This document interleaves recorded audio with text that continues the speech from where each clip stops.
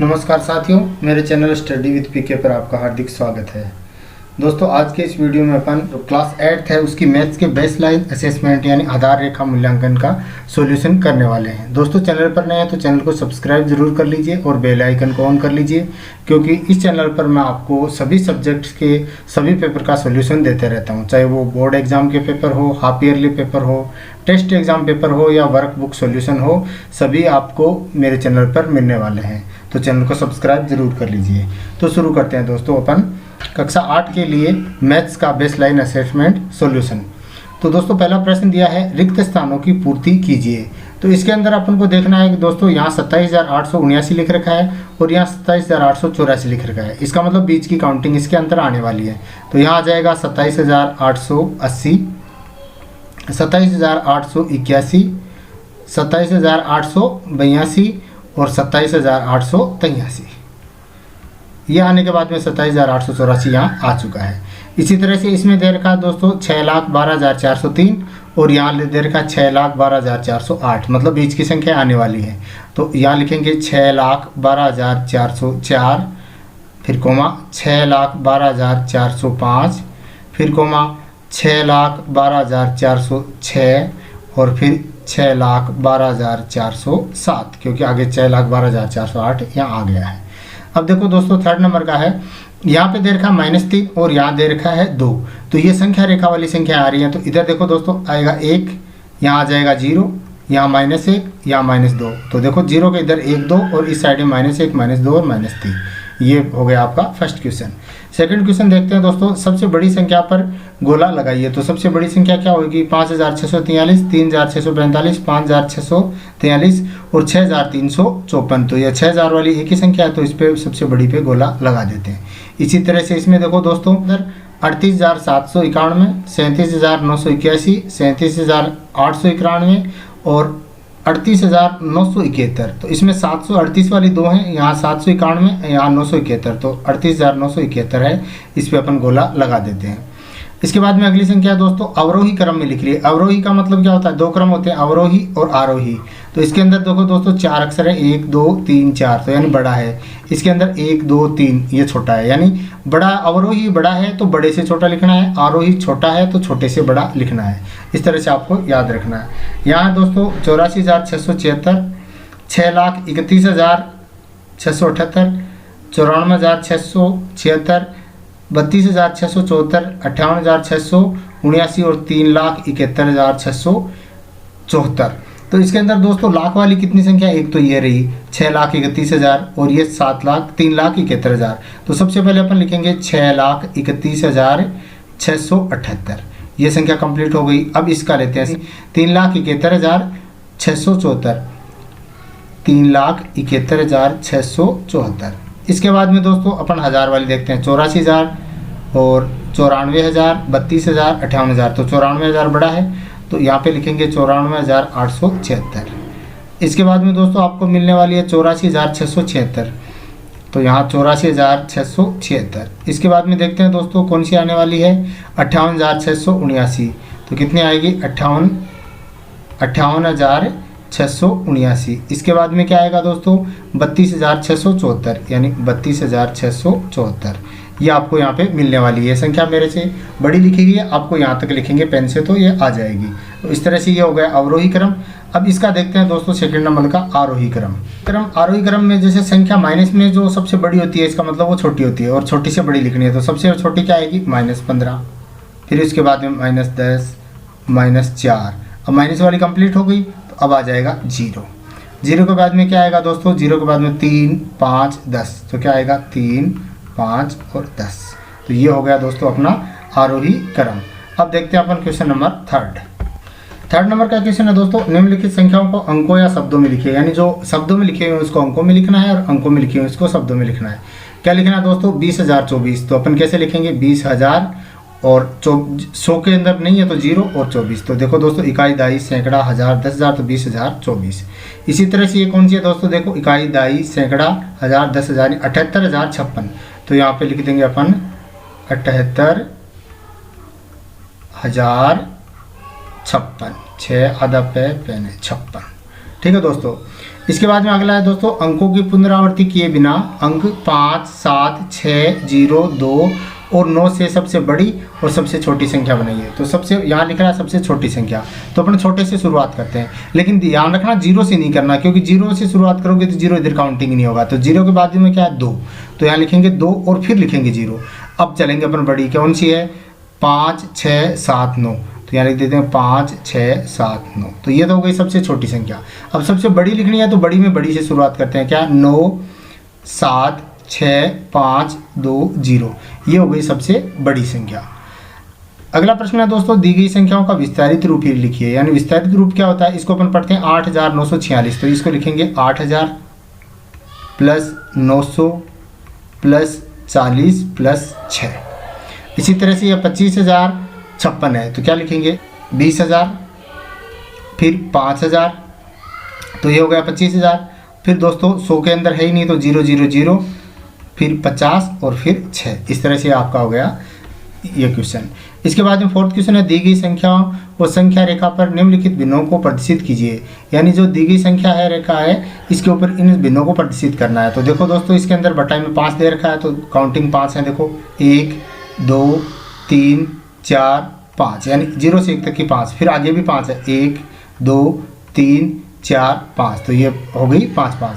अब पहला देखना है 3/5, तो 3 पर चलते हैं, 1 2 3, तो यहाँ लिखेंगे अपन 3/5। इसके बाद में 8/5, तो 3 तो यहाँ तक आ गया, 4 5 6 7 8, 8/5। फिर क्या है दोस्तों 9/5, तो नेक्स्ट आ जाएगी, और ये आ जाएगी 2 पर 10/5, क्योंकि देखो 10 में 2 का 5 का भाग देते हैं तो 2 ही आता है। इसके बाद में नेक्स्ट है दोस्तों, नीचे दी गई भिन्न को दशमलव संख्या में रूप में लिखिए। अब देखो दोस्तों, इसके अंदर आप 15 के अंदर 10 का भाग देना है, तो आप इसे भाग देके भी कर सकते हो। देखो 10 का भाग 15 में देते हो तो 10 एकम 10, कितना बचा 5, मन से 0 उतारा पॉइंट, 10 पंजे 50, कितना आया 0 0, तो कितना आया 1.5। तो आप ये भी लिख सकते हैं, 1 को यहाँ से हटा देते हैं तो 0 कितना है 1 है, तो एक संख्या के इधर पॉइंट लगा देते हैं यहाँ। इसी तरह से इसमें देखो दोस्तों 38 है, नीचे शून्य कितनी है 2, तो 2 अंक की संख्या छोड़ो, 1 2 यहाँ पॉइंट लगा दो, और पॉइंट के इधर अपन 0 लगाते ही। ये डायरेक्ट भी कर सकते हो, भाग से भी कर सकते हो। अब देखो दोस्तों, इसमें greater than, less than, is equal to का प्रयोग करके रिक्त स्थानों को भरिए। अब देखो 1/2 का मतलब क्या होता है, आधा, और 9 में 9 का भाग देते हैं तो 1 आता है, यानी 1 बड़ा होगा आधे से। इसी तरह से ये दोस्तों 1 है, और 8 में जो 7 में 8 का भाग है वो एक बार नहीं जाता है, तो 1 बड़ा इसमें रहेगा। तो ये हो गए दोस्तों अपने क्वेश्चन 4। नेक्स्ट क्वेश्चन 5 पर अपन चर्चा करते हैं। नेक्स्ट क्वेश्चन है दोस्तों, हल कीजिए। क्या हल करना है, आपको हल करना है 3859 को 6467 में जोड़ना है। तो इसको जोड़ना है, जोड़ करोगे तो आप क्या आएगा, इसको जोड़ करके देख लेंगे 10,326 आएगा। 10,326 ये आपको जोड़ कर लेना, ज़्यादा टाइम वेस्ट यहाँ पर नहीं करेंगे।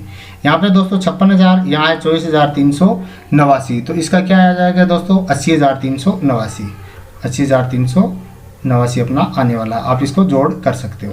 ये देखो दोस्तों, इसमें क्या है 0.35 में 5 का भाग देना है, ये मैं आपको करके दिखाता हूँ। यहाँ पे देखो 5 का भाग देंगे 0.35, ठीक है दोस्तों। अब देखो 5 का भाग 0 में नहीं जाता है, तो नेक्स्ट लेंगे, नेक्स्ट पहले यहाँ पॉइंट आ रहा है तो आपको ये पॉइंट उठा के यहाँ रख देना।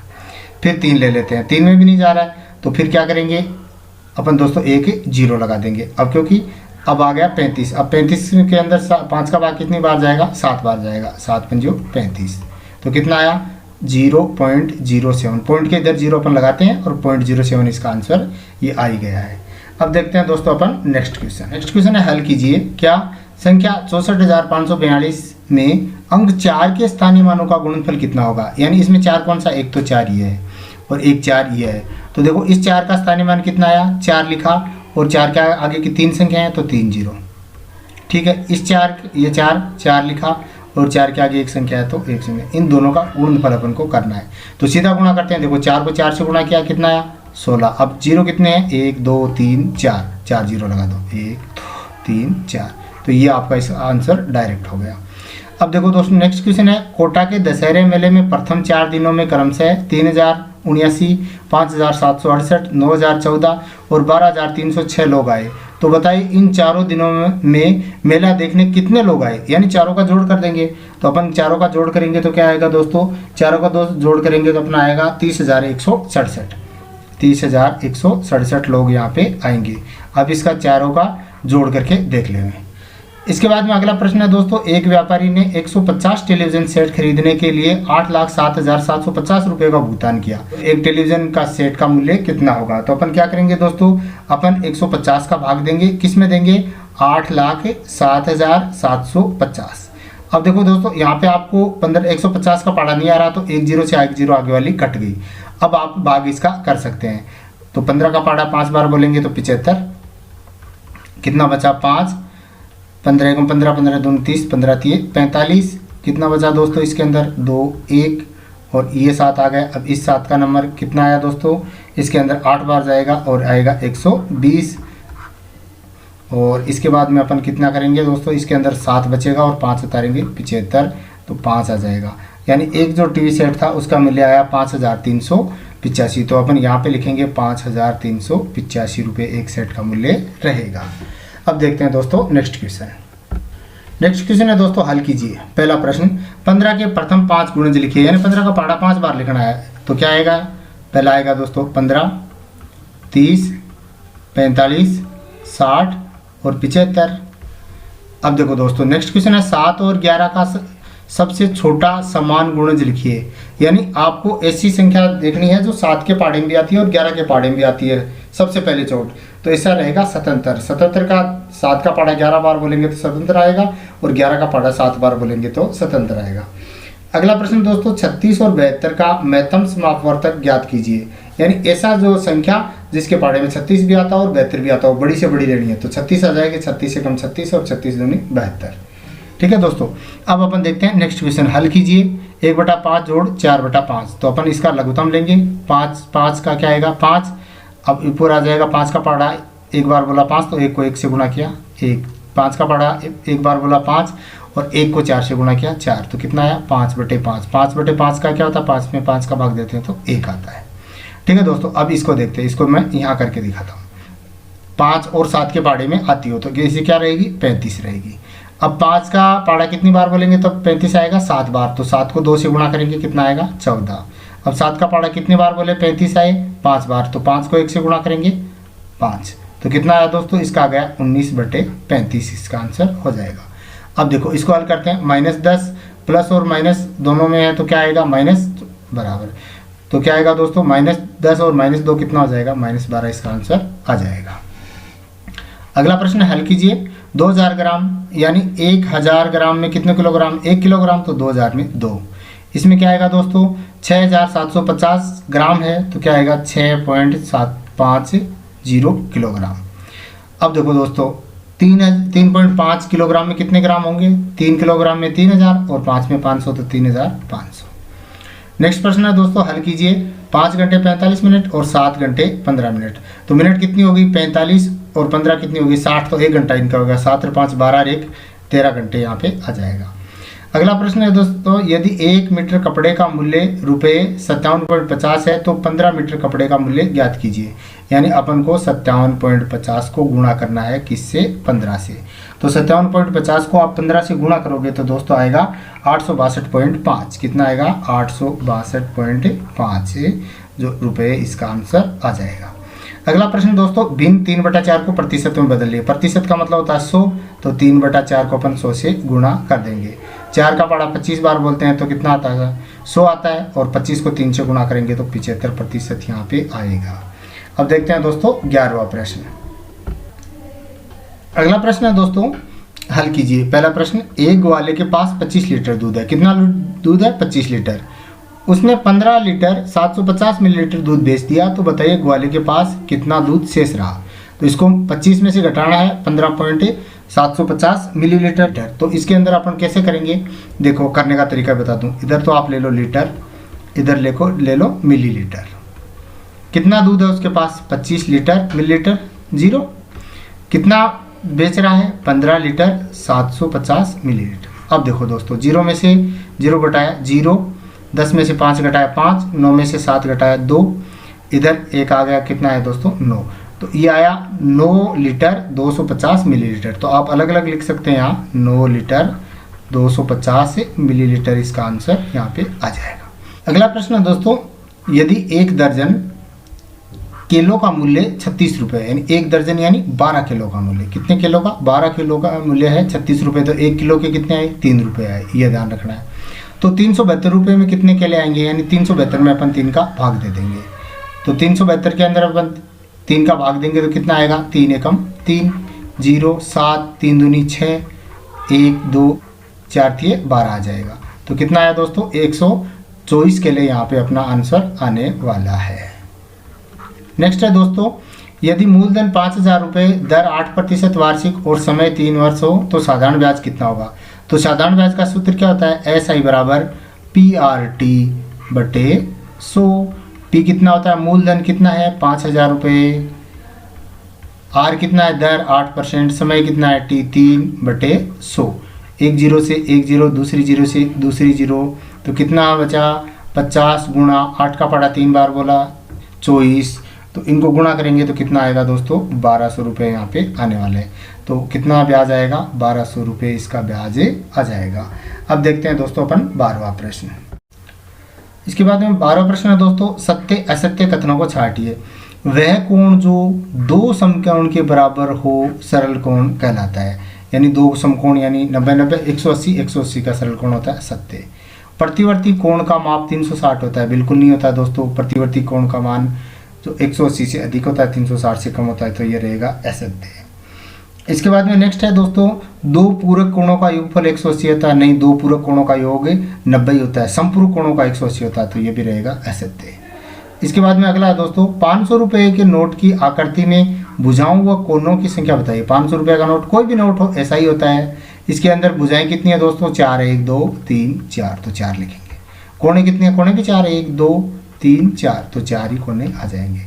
पासे डाइस, पासा जो सांप सीढ़ी खेलते हैं उसके। कुल पृष्ठ यानी फलक और कुल कोने कितने होते हैं? पृष्ठ कितने होते हैं दोस्तों? सांप सीढ़ी के जो पासे होते हैं उसके अंदर आपने देखा होगा, जो इसके अंदर पृष्ठ होते हैं वो कितने होते हैं? यहाँ भुजाएं लिख दी है दोस्तों इसने। यहाँ फलक पूछा था, यहाँ भुजाएं लिखती, तो यहाँ फलक लिखो। फलक कितने होते हैं? 6 होते हैं। और कोने कितने होते हैं? 8 होते हैं। यदि एक त्रिभुज की सभी भुजाएं बराबर हो तो उसके कोण भी क्या होंगे? बराबर होंगे। जब भुजाएं बराबर होती हैं तो कोण भी बराबर ही होते हैं। इसके बाद में देखते हैं नेक्स्ट क्वेश्चन। नेक्स्ट क्वेश्चन है दोस्तों, हल कीजिए। हल करना है क्या?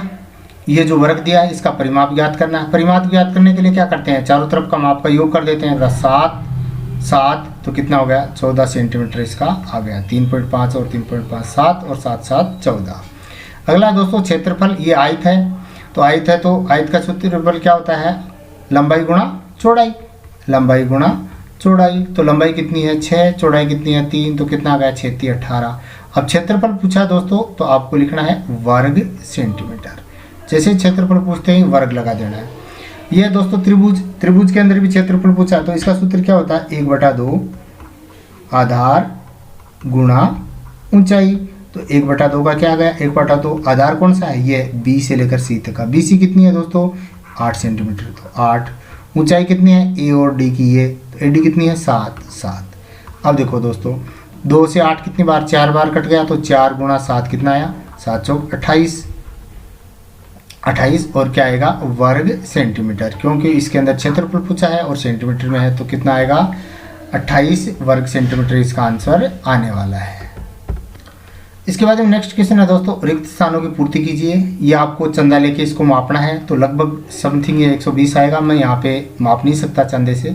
इसकी आपको लंबाई मापनी है, सेंटीमीटर में यहाँ लिखना है, और इस कोण को भी मापना है चांदे से, जिसको D बोलते हैं। तो यहाँ पे आपको लिखना है। कोण का प्रकार क्या है? ये 90 से ज़्यादा और 180 से कम है, तो इसको कहेंगे अपन अधिक कोण। इसकी डिग्री माप के आपको लिखनी है चांदे की सहायता से। अगला प्रश्न है, हल कीजिए। एक समबाहु त्रिभुज की भुजाओं का माप 6 सेंटीमीटर है, तो परिमाप क्या आती है? क्या है? समबाहु त्रिभुज, यानी सम यानी समान, बाहु यानी भुजाएं, त्रिभुज यानी 3 भुजाएं समान है। एक भुजा कितनी है? 6 है, तो 3 भुजाएं कितने हो जाएंगे? 18। तो इसका परिमाप कितना आ जाएगा? 18 सेंटीमीटर। एक वर्गाकार वस्तु की भुजा 10 सेंटीमीटर है, तो क्षेत्रफल ज्ञात कीजिए। वर्गाकार भुजा है और उसका 10 सेंटीमीटर है, तो वर्ग का क्षेत्रफल क्या होता है दोस्तों? वर्ग का क्षेत्रफल होता है भुजा गुणा भुजा। तो भुजा कितनी है? 10, तो कितना आएगा? 10 गुणा 10 कितना आएगा? 100। और क्या लिखेंगे? वर्ग सेंटीमीटर। जैसे क्षेत्रफल पूछते हैं अपन वर्ग सेंटीमीटर लिखने वाले हैं। अगला प्रश्न है दोस्तों, एक ही वर्ग की परिधि है वो है 198 सेंटीमीटर, तो उसकी त्रिज्या ज्ञात कीजिए। तो अपन देखते हैं दोस्तों, पहले परिधि का सूत्र लिखते हैं। परिधि क्या होती है, 2πr। परिधि कितनी दी है, 198 दी है, और 2 का 2, पाई का मान होता है 22/7 और r का r। अब देखो दोस्तों, अपन क्या करेंगे, इसको आगे समीकरण को कैसे लिखेंगे, r बराबर क्या आएगा, 198 का 198 आ जाएगा। अब r की अपोजिट साइड ये जा रहे हैं, तो गुणा में है तो भाग में हो जाएगा, भाग में है तो गुणा में हो जाएगा। तो ये 7 भाग में है तो इधर आया तो गुणा में, ये दोनों गुणा में है तो 22 गुणा 2 भाग में आ जाएगा। ठीक है दोस्तों, अब 22 से क्या कि 198 है, वो कितनी बार कटेगा, 22 का पहाड़ा 9 बार बोलते हैं, तो 198 आ जाता है। अब क्या करेंगे दोस्तों, 9 को 7 से गुणा करेंगे तो 63, और 63/2 यानी 63 में 2 का भाग देना है, तो कितना आएगा यहाँ पे 31.5 सेंटीमीटर इसकी त्रिज्या आएगी। ठीक है दोस्तों, अब देखते हैं नेक्स्ट क्वेश्चन। अगला प्रश्न है दोस्तों, आंकड़ों का प्रबंधन एवं पैटर्न की समझ। संख्या को टेली चिन्ह में लिखिए। टेली चिन्ह कैसे लिखते हैं, देखो 4 को क्या लिखेंगे, 1 2 3 4। अब 7 को कैसे लिखेंगे, देखो 1 2 3 4 5 6 7। 13 को यहाँ लिखता हूँ, 1 2 3 4 5 6 7 8 9 10 11 12 13, यानी 4 का लाइन खींचनी है और 5वीं यूँ बनानी है। ये हो गया 13। अब दोस्तों नीचे दिए गए पैटर्न को आगे बढ़ाइए। 8 18 और 18 के बाद में 23, 23 के बाद में 28, 28 के बाद में 33, तो यानी 5 5 प्लस करता चल रहा है। तो यहाँ क्या लिखेंगे, 33 में 5 38, और 38 में 5 जोड़ेंगे 43। यहाँ पे देखो 8 का पहाड़ा चल रहा है, 8 के 8 8 दूनी 16 8 3 24 8 चौक 32, तो 8 5 40 8 6 48। यहाँ पे क्या चल रहा है पैटर्न दोस्तों, यहाँ पे पैटर्न चल रहा है 5 का पहाड़ा 3 बार बोला 15 और 1 जोड़ा, यानी इस संख्या का पहाड़ा 3 बार बोलना है और 1 जोड़ना है। तो 5 3 15 और 1 16 आ गया। अब देखो 16 क्या गया, 16 का पहाड़ा 3 बार बोलना है और 1 जोड़ना है, 16 3 48 और 1 कितना आ गया, 49। ठीक है दोस्तों, तो इसी तरह से 49 को 3 से गुणा करेंगे, 1 जोड़ेंगे 148। अब आपको 148 को 3 से गुणा करना है और इसके बाद में क्या करना, 1 जोड़ना है। तो क्या आएगा दोस्तों, 445। आप करके देख लेना। अब 445 को 3 से गुणा करना है और 1 जोड़ना है, तो कितना आएगा, 1336 इसका आंसर रहेगा। अब देखते हैं दोस्तों अगला प्रश्न। पैटर्न पहचान कर खाली स्थान भरिए। देखो 12 और 14 दे रखा, इन दोनों का योग दे रखा 26। 16 और 18 दे रखा, इन दोनों का योग दे रखा 34। तो 14 और 16 है, इसका योग कितना आएगा दोस्तों, आएगा 30। अब यहाँ पे 30 और 26 कितना आएगा, 56, और 30 और 34 कितना आएगा दोस्तों, 64। अब दोस्तों इनको जोड़ेंगे, 56 और 64 को जोड़ेंगे तो यहाँ 120 आ जाएगा। इसी तरह से ये पैटर्न है, 15 और 23 को जोड़ा 38, और 19 में क्या जोड़े कि 46 है, तो 19 में क्या जोड़ेंगे अपन, 27 जोड़ेंगे तो 46 आएगा। आप इसके अंदर देख लेंगे। ठीक है दोस्तों, अब 27 और 23 का योग करते हैं तो अपने पास क्या आता है दोस्तों, अपने पास आता है इसका 50। तो यहाँ पे अपन लिखने वाले हैं 50। 50 में 38 जोड़ें तो क्या आएगा दोस्तों, 88 आएगा, और 50 में 46 जोड़ेंगे तो 96 आएगा। अब 88 और 86 को जोड़ते हैं तो कितना आता है, 184 यहाँ पे आएगा। इसके अंदर दोस्तों 14 और 13 को गुणा किया तो 182 आया है। तो अपन को 12 और 13 को गुणा करना है, तो 12 और 13 को गुणा करके आप देखें दोस्तों, इसके अंदर आपको मिलेगा 156। कितना आएगा, 156। और यहाँ पे 14 और 15 है, इन दोनों को अपन गुणा करने वाले हैं, तो 14 और 15 को गुणा करेंगे तो आएगा 210। ये थोड़ा डिफिकल्ट है, इसको आराम से करना है। और इधर अपन दोस्तों 156 और 182 को अपन यहाँ गुणा करेंगे तो दोस्तों आएगा 28,392। यहाँ पे आएगा 28,392। ये इसके अंदर आएगा भी नहीं, इसके अंदर है। यहाँ 182 और 210 को अपन को गुणा करना है तो आएगा 38,220। तो इसमें आएगा 38,220। इन दोनों को अपन गुणा करेंगे तो दोस्तों अपने पास ये संख्या आएगी। आप इसको गुणा करके देख लें, थोड़ा टिपिकल है, गुणा करने में टाइम लगेगा, तो इसके अंदर आपको ये संख्या यहाँ पर आने वाली है। नेक्स्ट क्वेश्चन है दोस्तों, दूध का व्यवसाय करने वाले कुछ परिवारों में पालतू पशुओं की संख्या निम्नानुसार है। तो परिवार दे रखे हैं, एक परिवार में 2, फिर 5, फिर 4, 3, इस तरह से परिवार दे रखे हैं। तो बताइए 2 पशु रखने वाले परिवारों की संख्या कितनी है, तो अपन चेक कर लेते हैं। देखो 1 2 3 4, तो 4 परिवार रखते हैं। यहाँ दिया यदि एक चित्रालेख में ये जो साइन बना रखा है इसके बराबर 10 विद्यार्थी हैं, तो इतने साइन बराबर कितना होगा, तो 10 20 30 40, तो यहाँ पे आ जाएगा दोस्तों 40 विद्यार्थी। अगला प्रश्न है प्रथम 5 पूर्ण संख्याओं का माध्य ज्ञात कीजिए। तो सबसे पहले तो अपन को प्रथम 5 पूर्ण संख्या आनी चाहिए। तो पूर्ण संख्याएं 0 से शुरू होती हैं, तो 0 ये तो 1 हो गई, फिर 1 2 3 4 ये 5 हो गई। देखो 0 1 2 3 4 5 हो गई टोटल। इन पाँचों का योग करते हैं तो कितना आएगा, 2 और 1 3 3 3 6 4 10, और 10 के टोटल संख्या कितनी है 5, 5 का भाग देंगे तो कितना आएगा 2। तो प्रथम 5 पूर्ण संख्याओं का माध्य कितना आने वाला है, 2 है। तो ये था दोस्तों अपने क्लास 8th की मैथ का बेसलाइन असेसमेंट। दोस्तों चैनल पर बने रहिए क्योंकि इसी तरह की अपडेट आपको लगातार मिलती रहेगी। चैनल को सब्सक्राइब जरूर कर लीजिए और ज़्यादा से ज़्यादा दोस्तों के साथ शेयर कीजिए। धन्यवाद दोस्तों।